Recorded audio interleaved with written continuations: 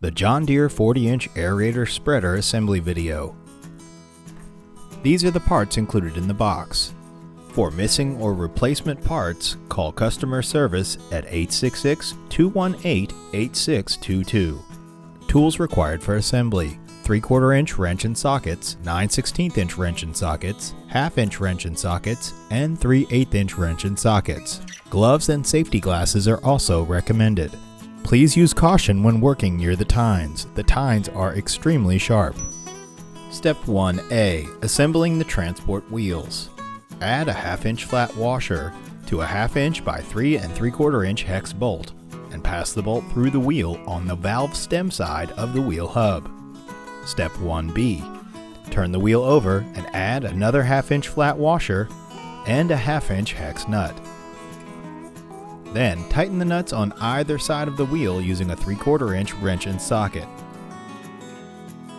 Note, leave the nuts loose enough so that the wheel still spins on the washers and bearings. If the nut is too tight, the wheel will not turn. You may need to loosen the nut slightly to make sure that the wheel turns on the bearing. Repeat steps 1A and B with the second wheel, adding a 1/2 inch flat washer to the 1/2 inch by 3 3/4 inch bolt, passing the bolt through the valve stem side of the wheel hub, adding a second washer and a 3/4 inch nut to the end of the bolt. Then tighten the nut and bolt on either side of the wheel. Step 1C.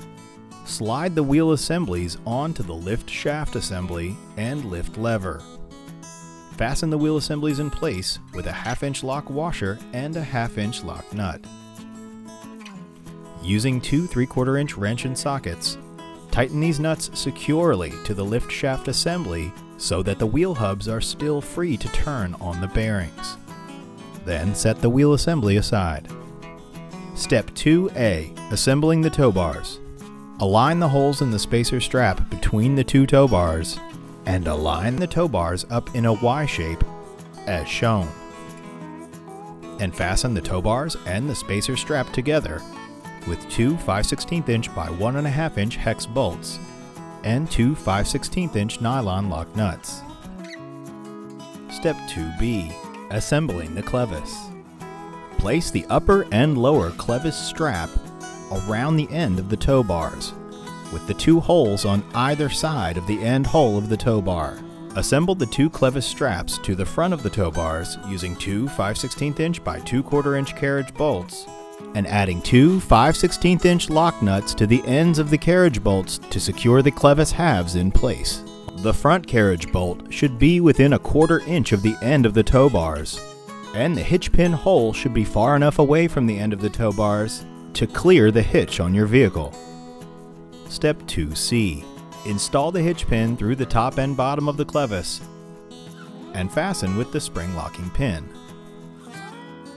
Then add a 5/16 inch by 1 1/2 inch crosshead bolt through the end holes of the tow bars and place the chain hook at the end of the hitch pin onto the end of the bolt.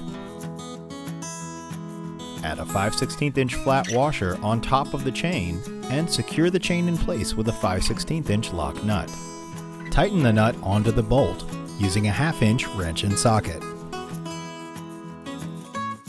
Then go back and tighten the 5/16 inch lock nuts to secure the tow bars together. Step 3A. Installing the tow bars, wheel, and lift lever. During this step, you should either rest the tow bars on something or use a second set of hands. Align the 4 tow bar holes with the 4 hopper side holes. Run 2 5/16 inch by 3/4 inch bolts through the tow bars and the side of the hopper. Add 5/16 inch lock nuts to the end of each bolt to hold that side of the tow bars in place. Then pass a third 5/16 inch by 3/4 inch bolt through the front hole in the tow bar and the side plate of the hopper. You may want to tighten this bolt slightly with a 1/2 inch wrench and socket, but not too much so that you can still line up the holes in the rear of the tow bar with the hole in the side plate, leaving the back right hole open for the lift plate. Step 3B. Adding the lift plate. Install the 3 transport lock pins onto the holes in the lift plate as shown.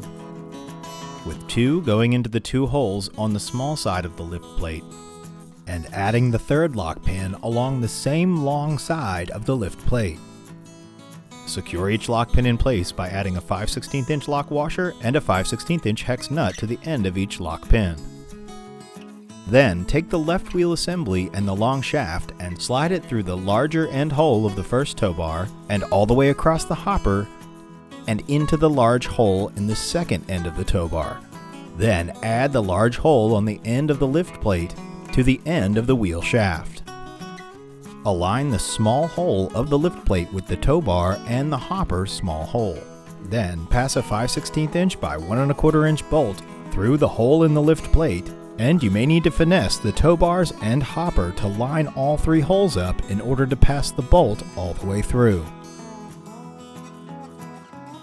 And secure the bolt in place on the inside of the hopper with a 3/8 inch lock nut. Fully secure the lift plate to the hopper by tightening the bolt with a 1/2 inch wrench and socket. Then, be sure to fully secure the tow bars to the hopper by also tightening each of the previous 3 bolts with the 1/2 inch wrench and socket. Note, make sure that the tow bars are parallel with the top edge of the hopper before fully tightening the tow bars to the hopper. Step 4A, adding the second wheel. Install the 3/8 inch by 2 inch special bolt through the top of the right wheel assembly bracket. Then, slide the extension in the middle of the right wheel assembly onto the very end of the long shaft.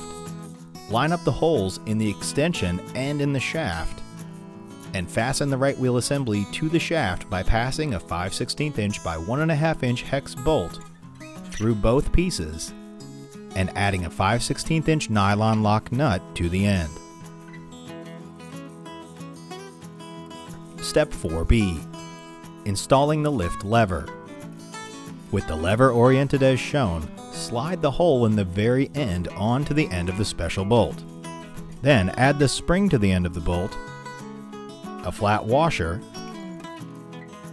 and a 3/8 inch lock nut. Note, be sure that the head of the special bolt is properly seated in the square hole of the wheel assembly bracket during the tightening of the lock nut. Using a 9/16 inch wrench or socket, tighten the nut fully until one thread of the bolt is exposed. If you haven't already, fully secure the wheel assembly to the shaft using a 1/2 inch wrench and socket.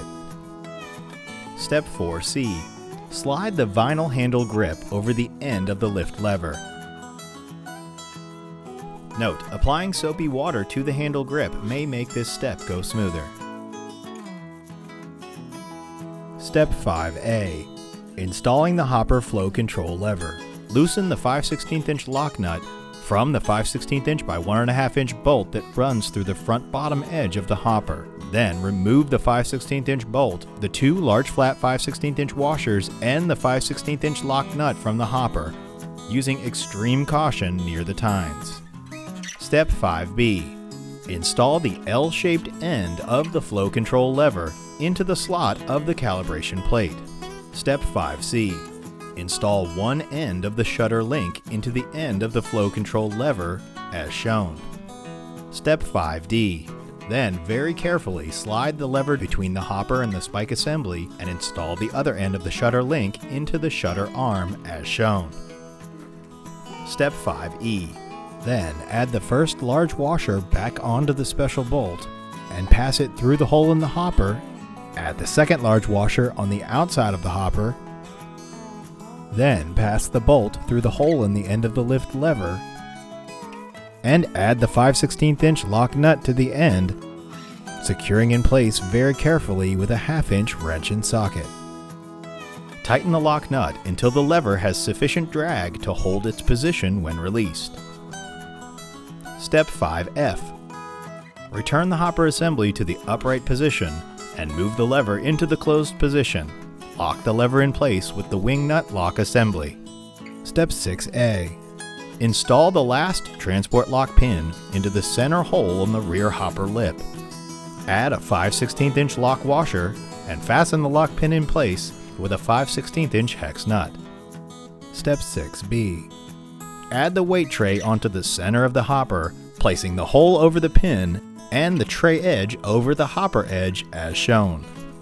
Congratulations, your John Deere 40-inch Aerator-Spreader is now assembled. For questions, please call customer service at 866-218-8622.